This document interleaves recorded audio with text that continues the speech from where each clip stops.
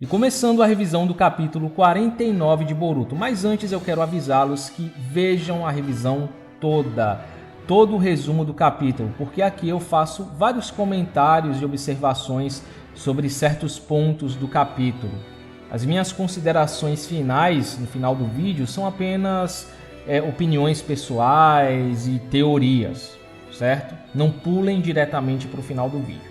Pois bem, partindo de onde o capítulo anterior parou, o Ishiki, levitando sobre Konoha, procura o Kawaki com o seu Byakugan, mas sem sucesso, pois procurá-lo em uma cidade tão grande e populosa seria como achar uma agulha no palheiro, já mostrando que em termos de visão, o Byakugan do Ishiki não parece ser tão poderoso quanto o do Momoshiki, que foi capaz de enxergar o Naruto em outro país. Parece que de fato cada Byakugan dos Otsutskis não são exatamente iguais. Cada um tem suas próprias particularidades, o que me faz pensar se todos têm o mesmo conjunto de habilidades que já conhecemos do Byakugan dos Hyugas, ou se seriam apenas particularidades dos descendentes do Hamura, o que pode ser uma resposta para a inabilidade desses Otsutskis em detectar certas coisas. Enquanto isso, Shikamaru recebe as últimas informações da Ino sobre a evacuação dos civis e pede que ela avise para ninguém se envolver, apenas Naruto e Sasuke devem lidar com Ishiki.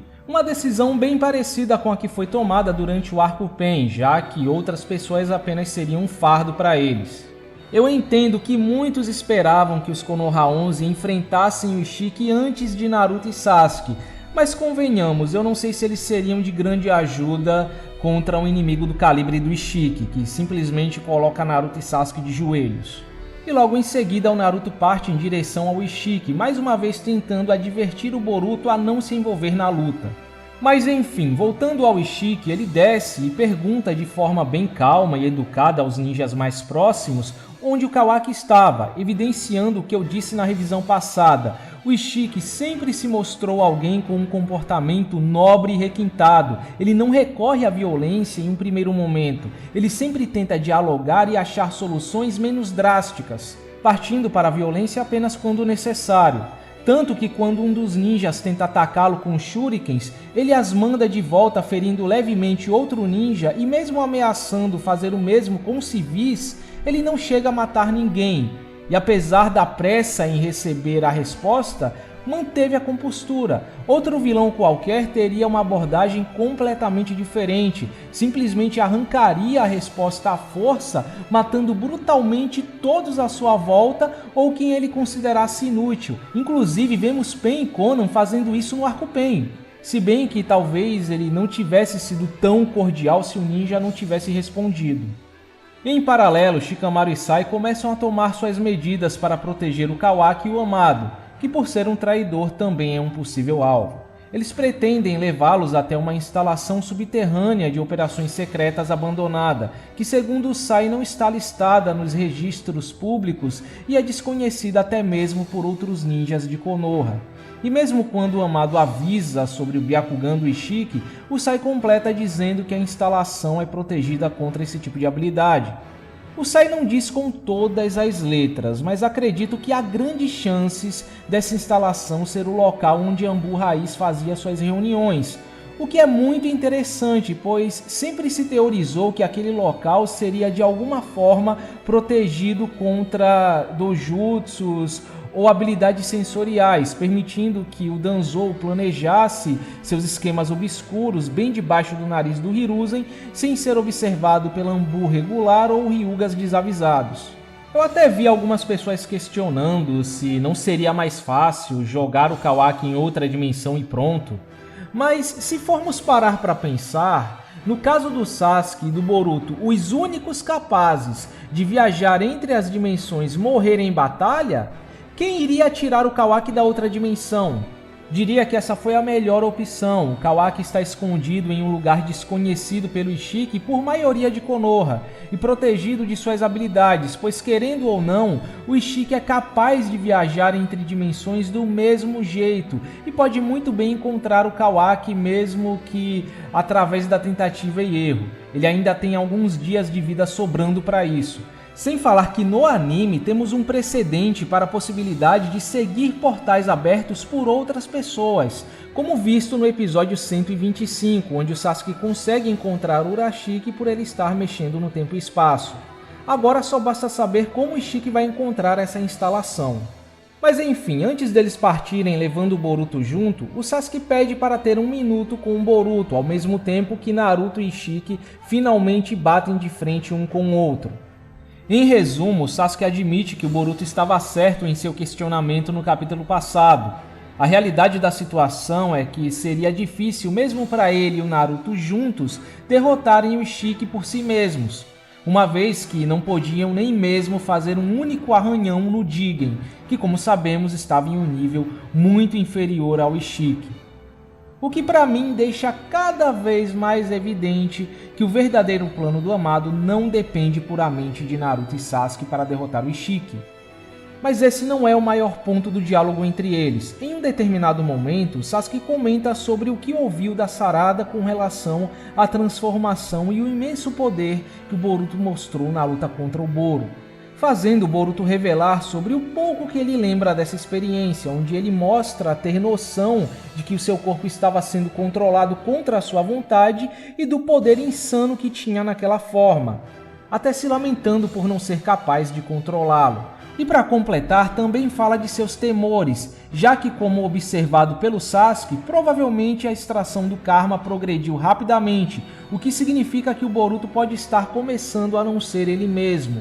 Diferente do que o final do capítulo anterior deu a entender, o que mais assusta o Boruto não é morrer em batalha. Como todo ninja, ele está preparado para isso, o que de certa forma responde o questionamento feito pelo Sasuke no capítulo passado. De fato, o Boruto está preparado para se sacrificar. O que mais o assusta é não saber o que pode fazer a todos se o seu corpo fosse tomado e deixasse de ser ele mesmo. E voltando para o confronto entre Naruto e Ishiki, eles têm um rápido diálogo cheio de provocações, onde o Ishiki tenta convencer o Naruto a dizer onde o Kawaki estava, mas obviamente o Naruto se recusa, dizendo para continuar de onde eles pararam e acertar as contas de uma vez por todas. Só lembrando que o Naruto prometeu uma revanche, que obriga o Ishiki a ter uma abordagem mais violenta, destruindo uma construção próxima, prometendo parar apenas quando o Naruto entregar o Kawaki. E assim uma luta entre eles começa, mas o Naruto não consegue fazer muita coisa contra o Ishiki e é facilmente superado, levando um chute que o faz atravessar 3 edifícios como se não fosse nada, mostrando mais uma vez a gigantesca força do Ishiki. Diria que ele só não matou o Kashinkode com um soco porque ele não quis. Lembrando que, além do Naruto estar em Konoha, em meio a vários civis impossibilitando que ele use poderes mais destrutivos, mesmo que ele estivesse em circunstâncias melhores, ele está enfrentando nada mais nada menos do que se não o inimigo mais poderoso já visto nesta franquia. Um Otsutsuki que supostamente está acima da Kaguya, que bem como já foi dito anteriormente, nem Naruto e Sasuke juntos foram capazes de fazer um único arranhão em um nível inferior ao atual e que tem o poder de inutilizar qualquer ninjutsu usado contra ele. Não importa o que o Naruto tente usar contra o Ishiki dentro do arsenal de ninjutsus conhecidos dele, o Ishiki vai simplesmente diminuir esse ninjutsu ao ponto de inutilizá-lo. Taijutsu é a única opção que resta ao Naruto, sendo que ele está enfrentando alguém muito mais forte, rápido e resistente. Eu até vi algumas pessoas afirmando que ele podia ter usado o Kawazukomite, o Kata dos Sapos, mas como vimos na própria batalha contra o Pain, ele precisaria chegar muito perto, batendo quase de raspão para isso ser eficiente, e sinceramente eu tenho sérias dúvidas se isso seria de alguma ajuda contra o Ishiki, que parou o Taijutsu do Koji com as mãos. Não é à toa que o Naruto não use mais essa técnica desde o arco Pain. Ela não parece ser mais útil por um nível de resistência dos inimigos que foram aparecendo dali pra frente. E além disso, o próprio manto da Kyuubi parece ser muito mais eficiente. E já falando nele, um detalhe dessa luta que está deixando muitos confusos é justamente o manto de chakra usado pelo Naruto, que toda vez que ele usa está com um design completamente diferente. Dessa vez está mais próximo ao design visto no Gaiden em comparação ao que vimos no capítulo 6. E além disso, muitos estão se perguntando por que ele está usando o que aparentemente parece ser um KM2 só agora. Por que em lutas anteriores ele usou um modo similar ao KM1? Bom, primeiro vocês devem entender que o modo Kyuubi não é uma espécie de transformação de Super Saiyajin. Não é como se o KM2 fosse tecnicamente mais forte que o KM1. A única diferença é que no KM1 ele está usando uma quantidade X do chakra da Kyuubi separado previamente, e no KM2 ele e a Kyuubi estão trabalhando juntos. O Naruto está recebendo o chakra diretamente da Kyuubi. Também há quem diga que na realidade esse é um tipo de KM novo, KM da Kyuubi completa, que se molda ao design da roupa do Naruto. Quando ele está de camisa fechada e sem capa, ele é assim, parecido com o KM1. E quando ele está de camisa aberta ou capa, ele é assim, parecido com o KM2. Ou seja, a peça de roupa superior sempre será amarela e a inferior sempre será preta. O que faz muito sentido se pararmos para pensar, mas não vejo provas o suficiente que sustentem a possibilidade de um novo KM. Mas enfim, prosseguindo, quando Naruto está prestes a levar mais um chute do Ishiki antes mesmo de se levantar do último, o Sasuke chega no último segundo usando o Amenotei de cara para trocar de lugar com o Ishiki, e também já tendo um plano em mente. Ele pede para que o Naruto use ferramentas de arremesso e assim os dois jogam várias shurikens no Ishiki, mas nada parece funcionar até que o Sasuke joga a Kusanagi, que por alguma razão o Ishiki não consegue diminuir, mas logo se revela como um Henge do Boruto. As shurikens não passaram de uma mera distração para fazer o Ishiki achar que aquela era apenas mais uma arma. Uma tática bem parecida com a que eles já usaram contra o Momoshiki, só lembrando que Henge já se mostrou capaz de enganar usuários de Doujutsu. O Pen, por exemplo, foi enganado 2 vezes por Henge. E ao mesmo tempo que o Boruto se revela, ele também lembra do restante da conversa que teve com o Sasuke, onde o Sasuke promete que vai pará-lo com todas as suas forças se acontecer do Momoshiki tomar sua consciência, mesmo que tenha que matá-lo para isso. E em resposta, em um gesto que mostra que ele está preparado para tudo que está por vir, o Boruto pega a bandana do Sasuke emprestada, assim como quando eles enfrentaram o Momoshiki, e devolvê-la se torna uma espécie de promessa entre os dois. O que soa como um prelúdio de que alguma coisa vai acontecer e talvez o Boruto não devolva essa bandana tão cedo. O que me leva a crer que aquela bandana vista no capítulo 1 de fato é a do Sasuke. E antes que alguém venha com a desculpa da cor do pano da bandana, lembrem-se que os mangás de Boruto e Naruto possuem várias diferenças em questão de design e colorização. Bom, voltando ao presente, o Ishiki subestima o Boruto se perguntando o que uma mera criança como ele pode fazer. Só que para surpresa dele, o Boruto usa um ninjutsu de tempo e espaço muito similar ao que o Jigen usou contra o Naruto, os levando até um local desconhecido pelo próprio Ishiki, que eu não sei dizer se é uma outra dimensão ou um outro lugar da Terra, também deixando o próprio Naruto bem surpreso. Aparentemente tudo não passava de um plano do Sasuke para levar o Ishiki até um lugar onde eles pudessem lutar livremente. Detalhe que essa é a primeira vez que vemos o Ishiki de fato mudando de expressão e se mostrando visualmente preocupado com o quanto de poder do Karma o Boruto pode usar, o que leva à suposição que eu fiz no capítulo passado. O Karma do Boruto teria alguma habilidade especial que represente um trunfo contra o Ishiki? Enfim, seguindo o chakra do Boruto, Naruto e Sasuke aparecem neste local e o capítulo termina com o Ishiki mostrando pela primeira vez a arrogância típica de um membro do clã Otsutsuki, chamando seus adversários de seres inferiores e dizendo que logo eles vão se arrepender. Agora, terminando o vídeo, esse foi basicamente um típico capítulo de transição. Diria que o maior foco aqui foi mostrar a coragem do Boruto, deixando ainda mais evidente que o Boruto é um ninja que pensa como um ninja, que prioriza seu dever e tem noção das consequências que essa profissão traz, bem diferente da mentalidade do Naruto como um ninja na mesma idade. Infelizmente eu não tenho muito que extrair desse capítulo para fazer teorias ou comentários, como foi nos últimos capítulos. Aliás, muito do que eu disse na revisão passada vale para esse capítulo. Ele só ajudou a reforçar as minhas suspeitas sobre o verdadeiro plano do Amado na realidade envolver o karma do Boruto. E eu continuo acreditando que não haverá mortes ou uma destruição de Konoha, apesar do diálogo entre Boruto e Sasuke ser claramente um prelúdio de uma tragédia. Eu aposto que, na melhor das hipóteses, o Momoshiki vai se manifestar, o Sasuke vai fraquejar em tentar matar o Boruto e será gravemente ferido por ele. Sim, eu quero estar errado, eu quero que realmente aconteçam mortes, perdas, etc. Mas eu não posso deixar de ser realista.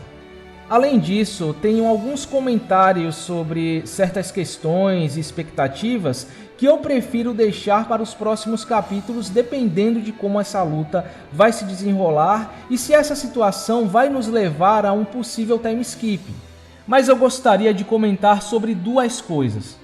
Primeiro, eu vi algumas pessoas reclamando sobre o Boruto ter se envolvido na luta, mas, sinceramente, já não estava meio óbvio que ele ia se envolver de uma forma ou de outra? Bem como eu já falei no capítulo passado, é uma situação padrão em Battle Shonen.